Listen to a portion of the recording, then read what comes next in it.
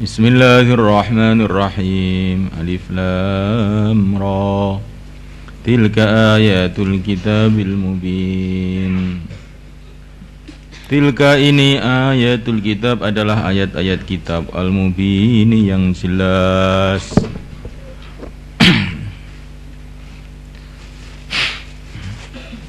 Inna sesungguhnya aku anzalnahu telah menurunkannya Qur'anan dalam keadaan Quran, kitab Quran dalam keadaan bacaan Arabian yang berbahasa Arab. La'allakum supaya kamu semua taqilun memahaminya. Inna sesungguhnya aku anzalnahu menurunkannya Qur'anan Arabian berupa Quran yang berbahasa Arab. La'allakum supaya kamu semua taqiluna memahaminya. Nahnu aku nakusu menceritakan alaika atas engkau ahsanal qasasi sebaik-baiknya kisah. Bima awhayna bima sebab perkara awhayna yang aku telah mewahyukannya ilaika kepada engkau. Bima awhayna dengan sebab aku telah mewahyukan. Jadi manya ini masdariyah. Bima awhayna sebab aku telah mewahyukan ilaika kepada engkau hadal Qur'ana Quran ini. Bima awhayna sebab aku telah mewahyukan ilaika kepada engkau bi'ihaina ilaik hadal Quran ini wa in kunta dan sungguh adanya engkau min qablihi sebelum datangnya wahyu sebelum datangnya wahyu laminal ghafilin sungguh termasuk orang-orang yang belum mengetahui. Idh qala ketika berkata Yusuf li abihi kepada ayahnya, ya abadi hai ayahku, ini sesungguhnya aku ra'aitu aku melihat ahada asyara kaukaba 11 bintang wa syamsa dan matahari wal qamara dan bulan. Ra'aituhum aku melihat mereka li kepada aku sajidin dalam keadaan sujud. Qala ayahnya mengatakan, ya bunayya hai anakku, la taqsus janganlah engkau menceritakan ru'yaka mimpimu ala ikhwatika kepada saudara-saudara engkau. Fayakidu maka mereka akan membikin tipu daya laka kepada engkau kaidan dengan tipu daya. Inna syaitana sesungguhnya syaitan lil insani bagi manusia aduun adalah musuh mubinun yang nyata.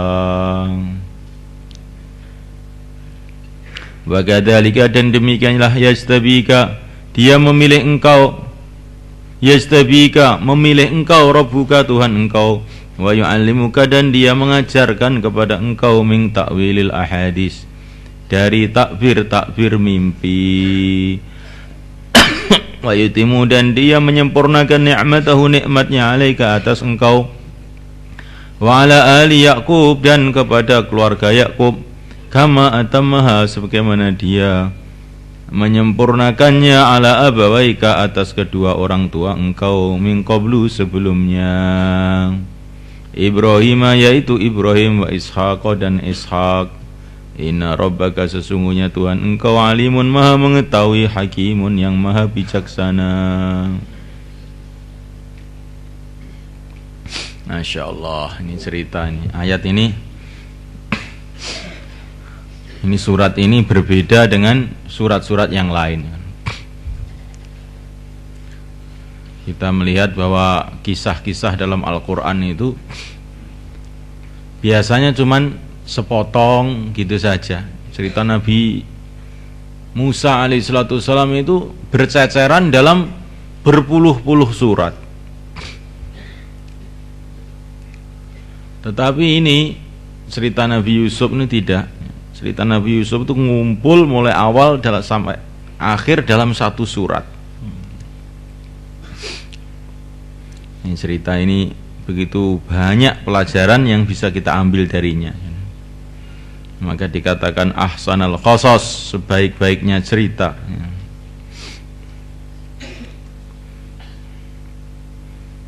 Ya, para ulama dulu kalau hatinya sedang sedih, maka mereka itu membaca surat Yusuf. Ya. Karena dalam surat Yusuf ini, kalau kita mau ambil pelajaran itu banyak pelajaran-pelajaran yang membuat orang-orang sedih itu jadi bangkit harapannya. Orang-orang yang sedih akan menjadi gembira.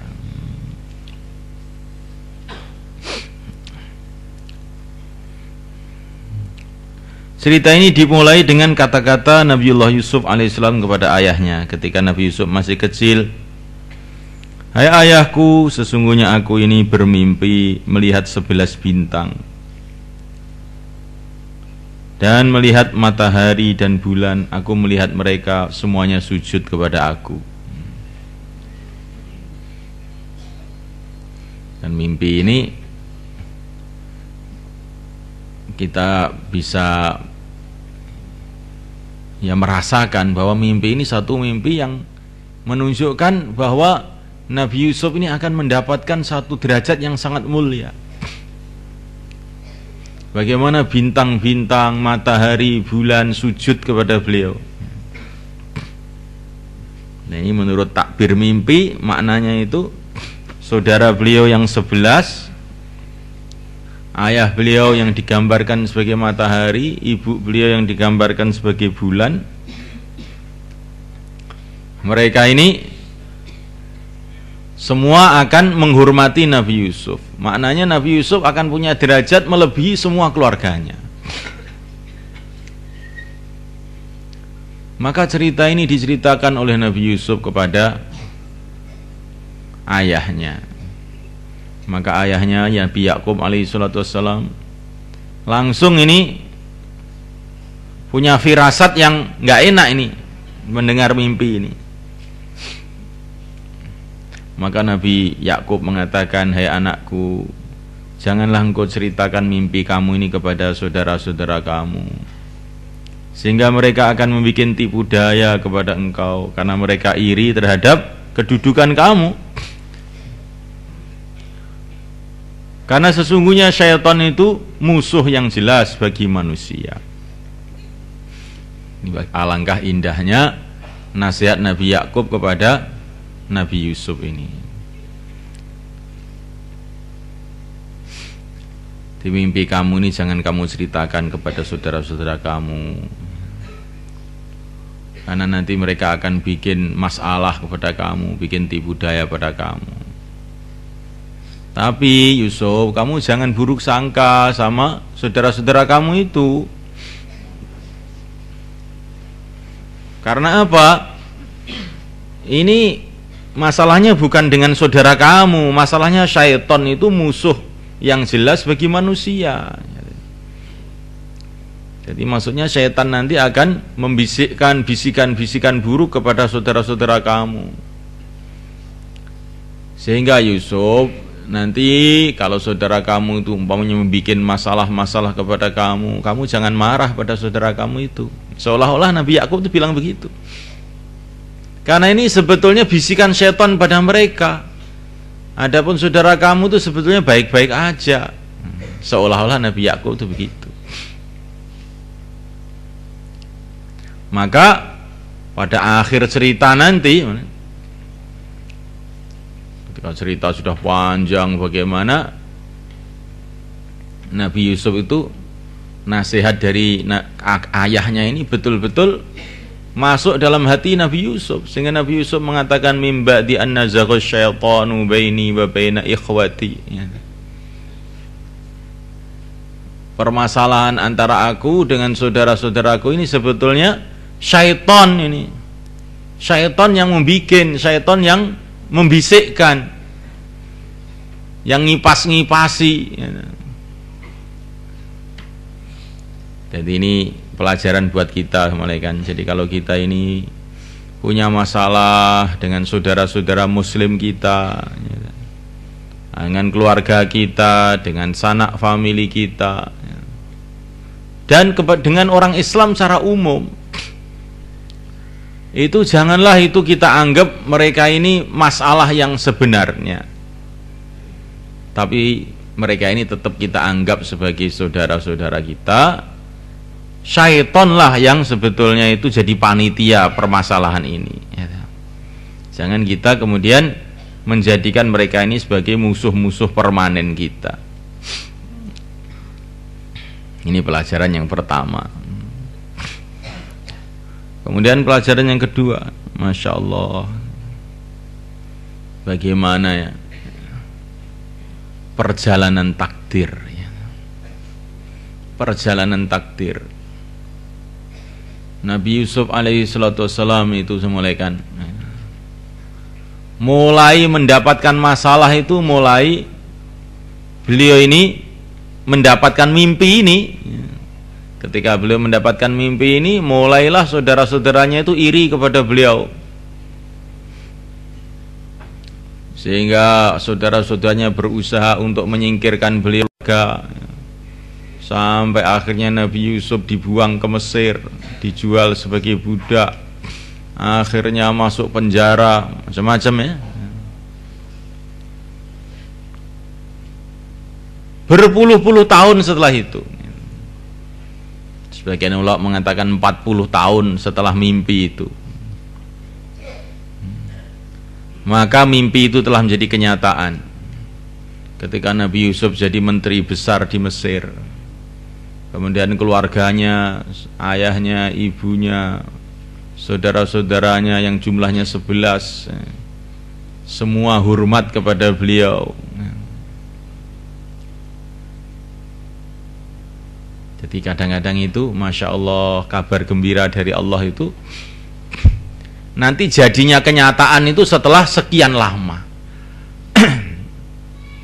Ini kan kabar gembira kan ini, kabar gembira Nabi Yusuf akan mendapatkan kemuliaan, sehingga semua keluarganya akan hormat kepada beliau. Tapi kenyataannya pada alam nyata ini malah justru yang terjadi itu sebaliknya. Mimpinya itu dia akan menjadi orang mulia, tapi kenyataannya itu malah hendak ya. Kenyataannya saudara-saudaranya malah marah, iri, beliau dibuang, dipenjarakan, jadikan budak, masuk penjara gitu. Kelihatannya ini seolah-olah mimpi nggak cocok ini. Tapi setelah 40 tahun jadi cocok. Kan aneh. Maka kita ini harus punya keyakinan, malaikat. Janji Allah itu pasti. Tapi kadang-kadang prosesnya itu panjang. Orang yang membela agama Allah pasti akan dibela oleh Allah ya. Tapi kadang-kadang kalau kita ini membela agama Allah, justru yang terjadi itu semua orang pada marah semua ya. Maka jangan kita ini kemudian ragu. Janji Allah itu pasti, tapi kapan datangnya kita nggak tahu. Terus saja istiqomah sekian lama ya, seperti baginda Nabi SAW.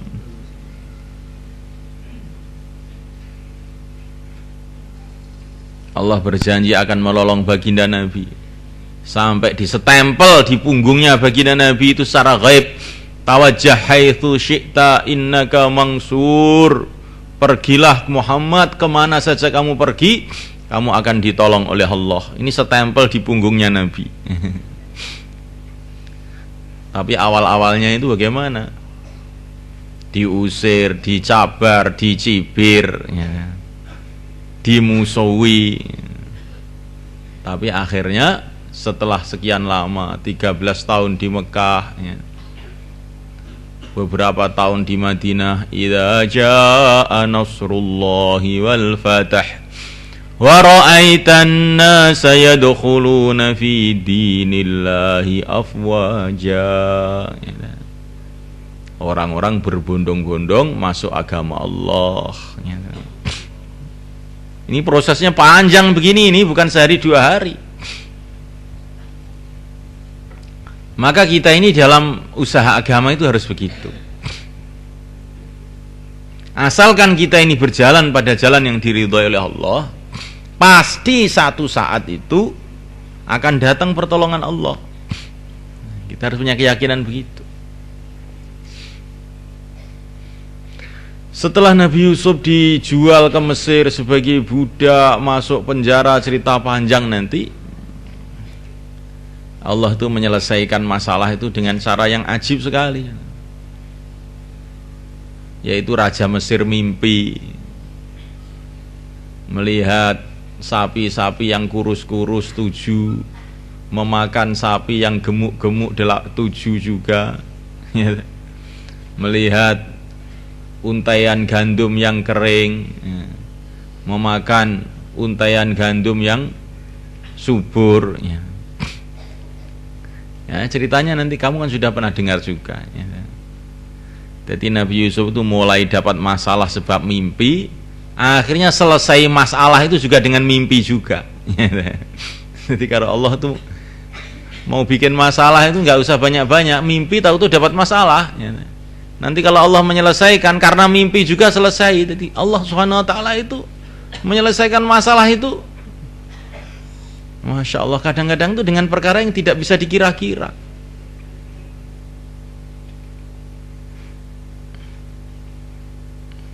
Dan di antara mukjizat Nabiullah Yusuf alaihissalam, yaitu beliau ini dikasih kefahaman mengenai takwilnya mimpi. Jadi mukjizatnya itu berupa takwilnya mimpi, datang masalah sebab mimpi, selesai masalah sebab mimpi juga. Jadi ceritanya cerita ngipi dok. Ini pelajaran yang sangat apa itu, menimbulkan satu harapan kepada Allah untuk menyelesaikan masalah. Nah, ketika Raja Mesir mimpi yang demikian, akhirnya bingung mencari orang yang mentakwilkan, nggak ada yang bisa selain Nabi Yusuf. Akhirnya Nabi Yusuf diangkat menjadi menteri di sana. Ya.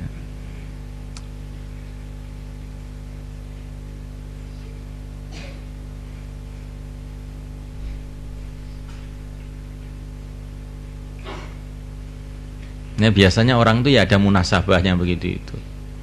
Kalau orang itu memang orang ahlu dakwah, nanti kena masalah sebab dakwah. Tapi nanti selesai masalah juga sebab dakwah juga. Kekuatannya ya dalam dakwah itu, pertolongan Allah datang dengan dakwah itu. Orang ahli ilmu juga begitu. Kalau memang orang itu mau jadi ahli ilmu, biasanya begitu. Dia akan kena masalah-masalah sebab ilmu. Dan nanti selesai masalahnya itu juga sebab ilmu juga. Ini ada munasabahnya itu.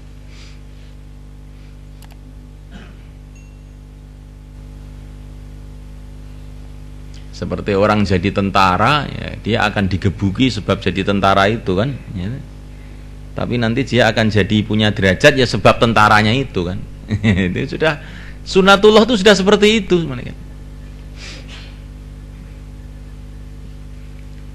Maka kalau kita ini dalam mengamalkan agama kok dapat masalah-masalah, ya, terus istiqomah. Saya sudah dapat masalah karena agama, nanti ini juga Allah akan datangkan penyelesaian masalah dengan agama juga. Jangan kemudian kamu tinggalkan itu agama gara-gara masalah. Siapa yang pernah hina sebab agama, dialah orang yang akan mulia sebab agama juga. Ringkesnya begitu itu. Di Mekah ini tidak pernah ada orang yang lebih menderita melebihi baginda Nabi SAW karena agama. Diusir dari rumahnya sendiri, mau dibunuh, mau ini, mau ini. Tapi akhirnya juga tidak ada orang di Mekah yang lebih mulia melebihi baginda Nabi SAW. Tidak ada orang yang lebih sedih hatinya di Mekah karena agama melebihi baginda Nabi SAW. Akhirnya tidak ada orang yang lebih gembira sebab agama di Mekah melebihi baginda Nabi SAW ketika seluruh orang Mekah masuk Islam itu. Jadi kalau kamu sudah pernah menderita karena ilmu, asalkan kamu istiqomah, nanti kamu akan mulia sebab ilmu itu.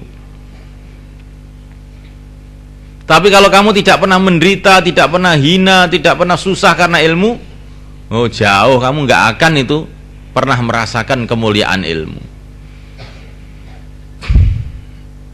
Begitu juga zikir, ibadah, amalan-amalan yang lain. Kalau kamu sudah pernah menderita karena zikir, susah payah karena zikir, nanti satu saat kamu akan diberi oleh Allah kelezatan sebab zikir itu juga. Demikian seterusnya. Siapa yang mau lapar-lapar karena puasa, dia pula yang akan merasakan lezatnya berbuka. Kalau mulai pagi makan terus, bagaimana kamu akan bisa merasakan lezatnya berbuka? Ya. Makan terus, ya. Tiap dari pagi, maghrib suruh makan malah nggak doyan makan sudah. Ya. Itu gambaran. Orang yang merasakan penderitaan dengan agama di dunia ini, dialah yang akan merasakan kesenangan di surga sebab agama juga. Sampai para ulama mengatakan, ya, nanti kelezatan di surga itu menurut pengorbanan kamu di dunia. Kalau mata kamu di dunia ini kamu tahan, jangan melihat perkara-perkara yang haram, walaupun perkara yang haram itu bagaimanapun indahnya, maka nanti gantinya mata kamu akan digembirakan oleh Allah di surga dengan perkara-perkara yang sangat-sangat indah yang halal, ya. Yang halal. Begitu seterusnya. Maka orang yang senantiasa puasa di dunia, di surga ada pintu khusus untuk mereka yang sesuai dengan amalannya. Babur Rayyan, pintu Rayyan. Rayyan itu maknanya pintu seger-segeran, ya. Semua seger semua, karena dulu dia sudah kering karena puasa. Nah di sana tinggal segernya saja. Nah, kalau di sini sudah kekenyangan perutnya karena haram, ya di sana tinggal laparnya saja nantinya.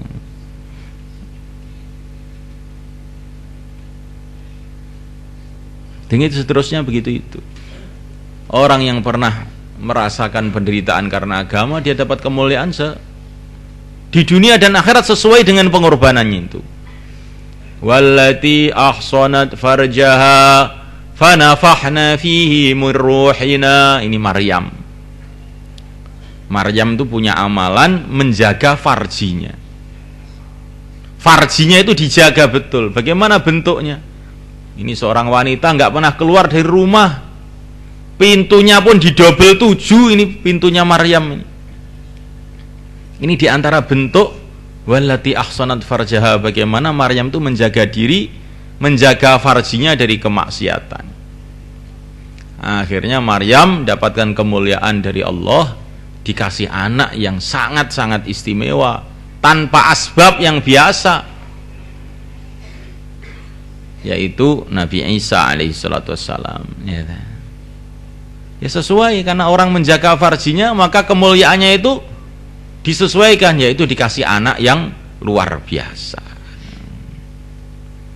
Maka kalau kamu ingin anak-anak yang nakal, ya, mudah aja, ya, bikin sebaliknya itu, ya. Nah kalau kamu ingin anak-anak yang soleh, ya bikinlah seperti itu. Kamu jaga mata kamu sebagai laki-laki, jangan melihat wanita-wanita yang bukan mahram, ya. Begitu juga kalau wanita, jangan melihat laki-laki dengan pandangan syahwat kalau selain suaminya, ya. Dan apa saja yang berkaitan dengan itu. Jangan melihat foto-foto, ya. Karena ini juga termasuk tipuan setan. La'anallahul musawwirin. Kata Nabi, semoga Allah melaknati orang-orang yang gambar. Orang itu kalau suka gambar-gambar itu kena laknatnya pangeran, ya. Akhirnya jadi nakal, ya. Gara-gara nyimpen HP apa, ada gambar-gambar apa di situ, akhirnya jungkir balik, ya. Maka ini perlu kita jauhi perkara-perkara seperti ini. Ini termasuk menjaga diri. Di antara maknanya wala taqrabuz zina, jangan kau dekati zina itu. Kalau mengamalkan zina itu sudah dosa besar, ya. Tetapi Allah Subhanahu wa taala tidak menyuruh kita hanya jangan kamu zina, jauhi zina itu. Maksud jauh zina itu bagaimana? Segala sesuatu yang bisa menjadi langkah-langkah menuju perzinaan kamu jauhi. Mata melihat yang bukan mahramnya, termasuk membaca buku-buku yang isinya buruk-buruk, yang cerita mengenai kemaksiatan, ya. Masuk nonton TV, video, VCD yang isinya tidak karu-karuan, ini termasuk bari itu zina. Ini muqaddimah orang itu lama-lama minimal akan ada keinginan kepada perzinaan tuh, naudzubillah. Nah ini harus kita jauhi semua ini. Suka jalan-jalan, diceritakan bagaimana seorang rahib Bani Israel, ya, yang sudah berpuluh-puluh tahun nyepi, ya, di puncak gunung wiritan terus berpuluh-puluh tahun. Tiba-tiba setan datang kepada rahib tadi, "Mbah, kamu kok di sini saja? Mbok ya jalan-jalan sebentar keluar, biar nanti badannya seger, wiritannya tambah kuat, Mbah," katanya setan itu. Refreshing, ya. Penyegaran, Mbah, gitu. Maka Mbah tua tadi itu akhirnya mikir-mikir, oh ada benarnya juga ya. Akhirnya jalan-jalan kebablasan sampai ke kota, akhirnya berbuat maksiat di sana, mati dalam keadaan berbuat maksiat. Nah, coba ini setan kan pinter toh. Alah, sekali aja kok. Ke Madiun sebentar, cari kitab katanya. Tapi nanti kebablasan sampai Surabaya, sampai mana, sampai ke Jegur Sumur akhirnya. Nah ini yang begini ini setan tuh pandai. Wala tattabi'u khutuwati syaitan. Janganlah kamu mengikuti langkah-langkahnya syaitan. Jadi syaitan tuh untuk menjerumuskan orang tuh punya langkah-langkah, bukan langsung begitu. Buatlah kamu begini, buatlah, tidak. Sedikit, lama-lama orang itu terjerumus di dalam keburukan tanpa terasa. Nah, kita ini harus hati-hati.